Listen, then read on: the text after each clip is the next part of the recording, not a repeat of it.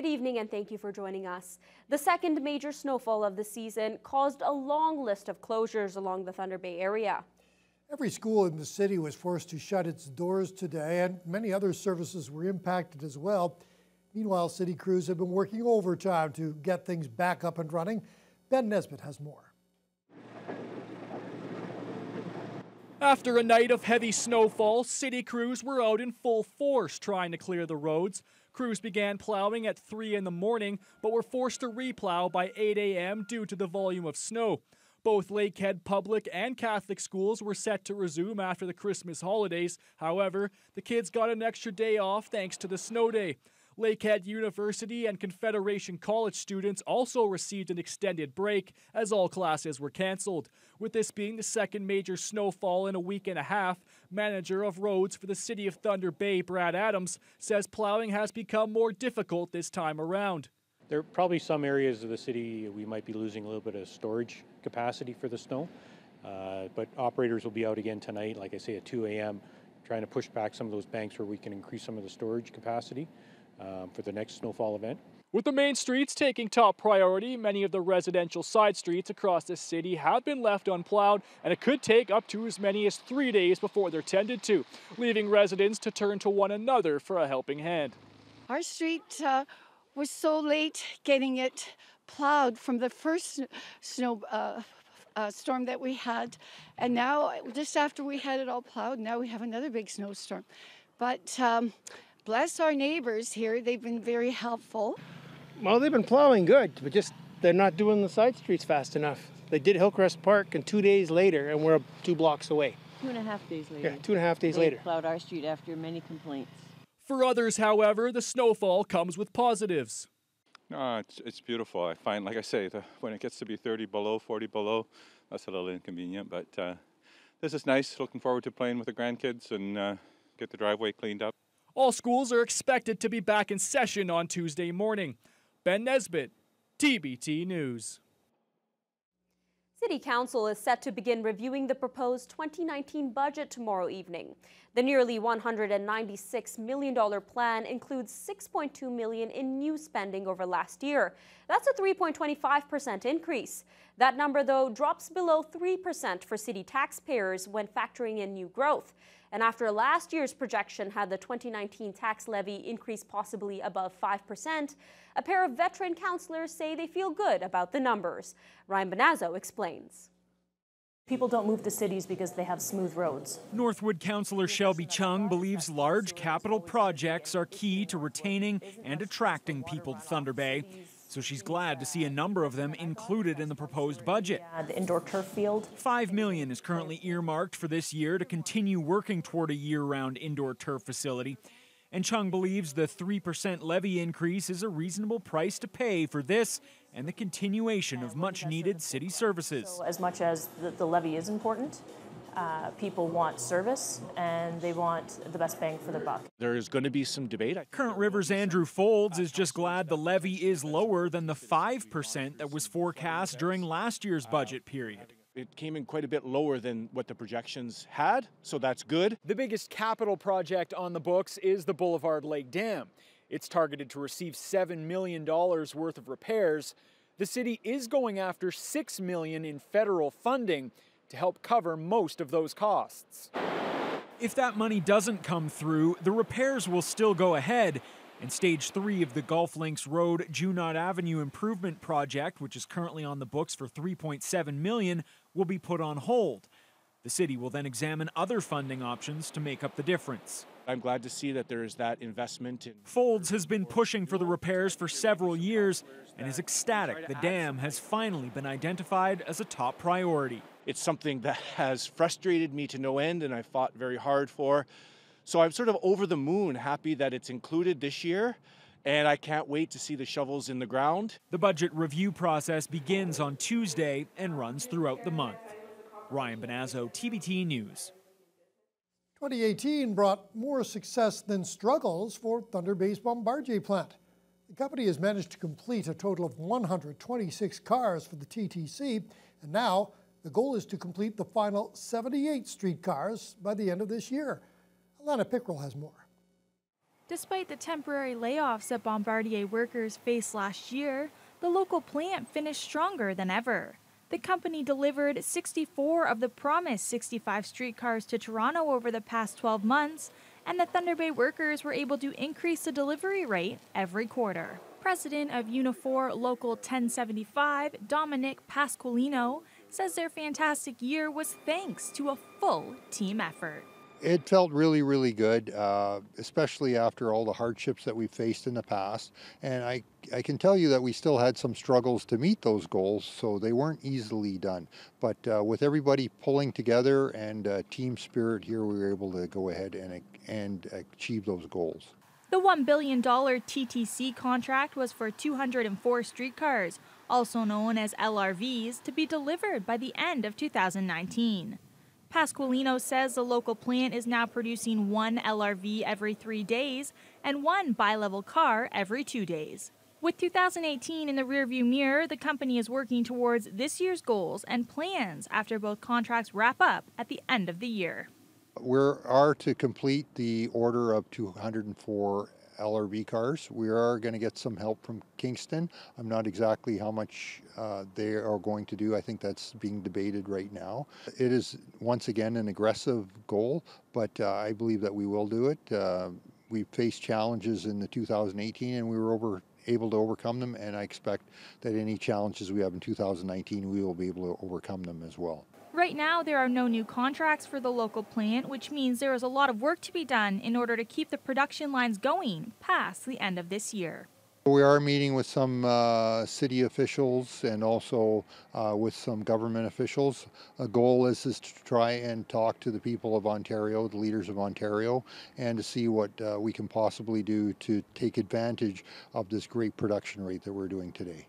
Approximately 900 Unifor members work at the Thunder Bay plant, and Pasqualino estimates it also employs about 200 other people. Unifor is sitting down with the Community Economic Development Commission to try and secure these jobs past the current contracts. Alana Pickrell, TBT News. Thunder Bay police have released their 2018 impaired driving figures, and the number of arrests are at an all-time high for the city. 178 people were charged for impaired driving by city police in 2018, up from 175 the year before. Constable Mark Catani says drug-related impairment was a contributing factor in the growing number of drivers arrested last year.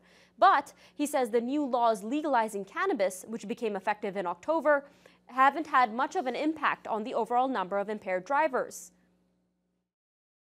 Well, certainly it's frustrating because we've been campaigning for years to the general public about the risks of drinking and driving or doing drugs and driving. So really we have to focus on the people that are doing it, because we know that it's not just a one-off case in most circumstances, that people are actually drinking and driving or doing drugs and driving multiple times throughout the year. So we have to find a way to touch base with those individuals and see why it is that they do that, and really focus our attention to those people. Catani adds that in 2019, the police force will be putting a larger focus on drug-impaired drivers by increasing funding and training towards standardized field sobriety testing. A prominent Thunder Bay lawyer will face a hearing in March to determine if he'll remain temporarily suspended from practicing law. Christopher Watkins is accused of failing to communicate adequately with his clients, failing to attend court, and behaving in a way that prejudices the public's interest in the administration of justice. The Law Society of Ontario is seeking to suspend or restrict Watkins' license. A case management conference was held in Toronto last month, and all parties agreed to the one-day hearing to be held March 5th. The Law Society Tribunal will hold it here in Thunder Bay, but a location has not yet been announced. That hearing will determine if the temporary suspension of Watkins' license will continue before the two sides proceed to a full hearing on the merits of the case. Those hoping to sell recreational cannabis at private retail stores in Ontario can apply for licenses to do so starting today. The Alcohol and Gaming Commission is giving people just over 48 hours to file for an expression of interest in receiving a license to sell cannabis in a legal storefront. There are 25 licenses up for grabs, and the government will award them via a lottery this Friday. Colin DeMello has more from Toronto. It is likely the most coveted lottery in the country. Beginning today, retailers who want to open up a private pot shop in Ontario can apply for a provincial license.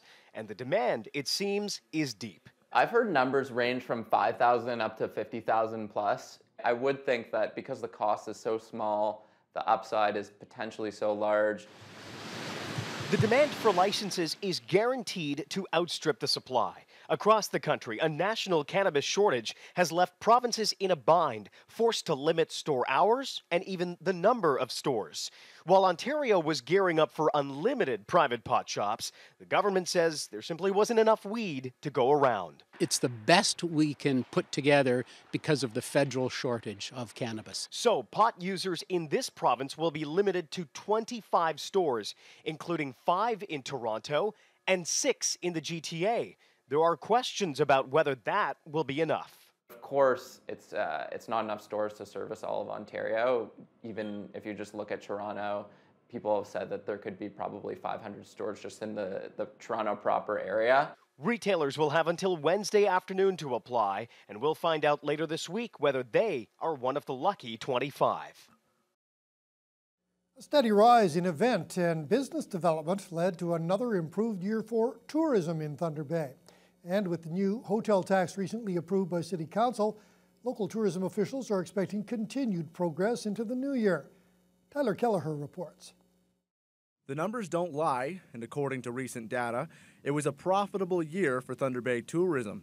City Tourism Manager Paul Pepe says people come to Thunder Bay from all points of the country and for several reasons.